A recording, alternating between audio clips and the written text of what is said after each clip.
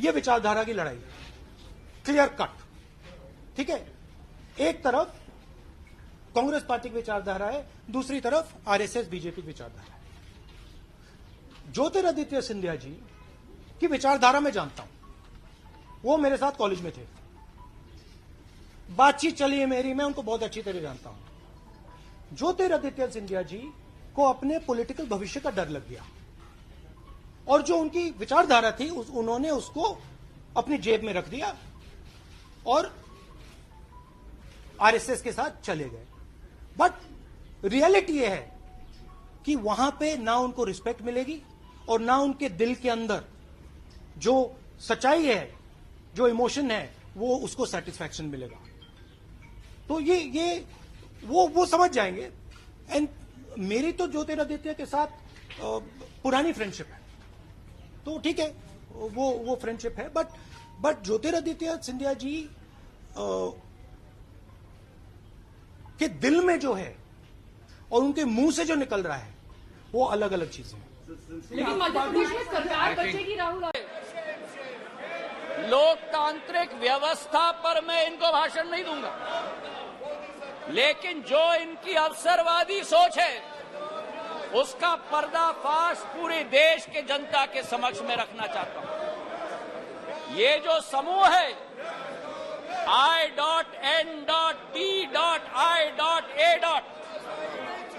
इस समूह में एक प्रोफेसर हैं जो मोरालिटी की बात करते हैं, सिद्धांतों की बात करते हैं, मूल्यों की बात करते हैं, लेकिन प्रतिनिधित्व वो एक ऐसे दल के करते हैं जिन्होंने भ्रष्टाचार की नई कीर्तिमान स्थापित की।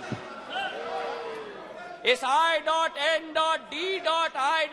समूह में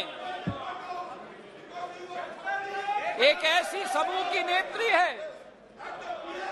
जिस समूह की नेत्री सोचती है कि कश्मीर को भारत के साथ जोड़ना सबसे बड़ी भूल है। ये इनका असली चरित्र है। मुझे लगता है आप बहाना ढूंढ रहे हैं बाहर जाने का, ये उचित नहीं है। ये उचित नहीं है। कार्यकर्ता ने आपने अविश्वास प्रस्ताव लाया, उसका उत्तर सुनिए आप। ये बिल्कुल मर्यादाहीन व्यवहार करना, उसके बाद वॉकआउट करना, ये लोकतांत्रिक संसदीय व्यवस्था की दृष्टि से उचित नहीं है। नो, बिल्कुल गलत बात है ये। आपका इस प्रकार से बहाना लेकर के बाहर जाना, ये बिल्कुल संसदीय व्यवस्था का अपमान है। ये बात कृपा करके नोट करिए आप लोग, प्लीज। Honourable minister, please.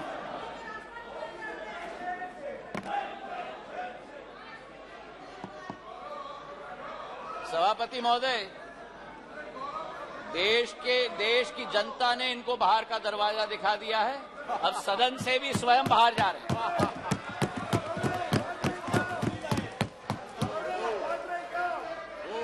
इन्हें तो सभापति महोदय अपने अविश्वास प्रस्ताव पे स्वयं ही विश्वास नहीं है।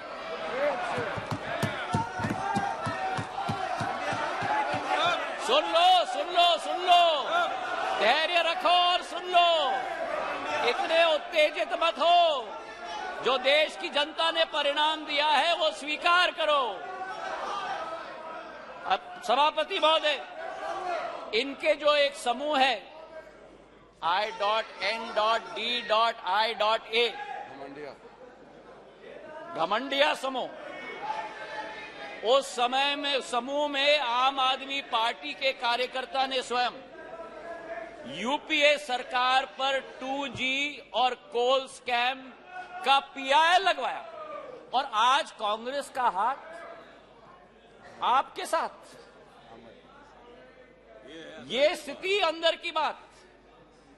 और वही स्थिति सभापति महोदय हमारे टीएमसी के साथी यहां बैठे हुए थे,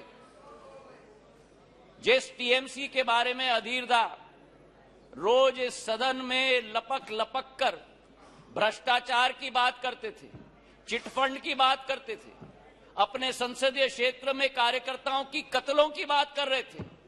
आज वही कांग्रेस पार्टी और वामपंथी दल हाथ में हाथ उस टीएमसी के साथ मिला रहे हैं सभापति महोदय।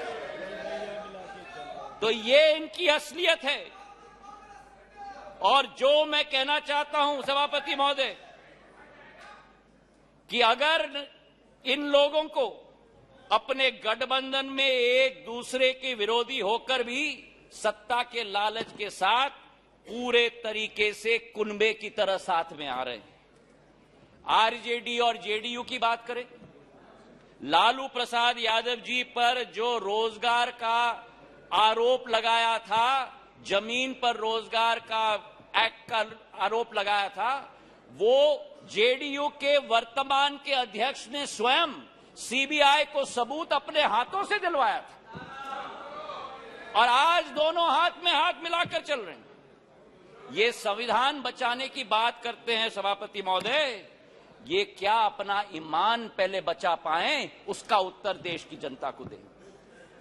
आज सभापति महोदय विचित्र स्थिति है। आ गए, ये नाटक कर रहे थे, आ गए, क्या नाटक करते हो? आपका स्वागत है, बहुत बढ़िया ड्रामा कर रहे हैं। आपका स्वागत है।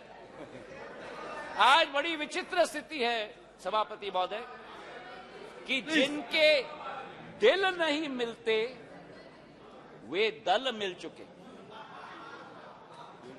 जिनके दिल नहीं मिलते वे दल मिल चुके हैं और जिनके इतिहास में वैचारिक या व्यवहारिक संबंध या सिद्धांतिक संबंध न हो, वो आज लोकसभा चुनाव के लिए एक साथ होकर लोकतंत्र बचाने की आवाज लेकर आज सदन में आए।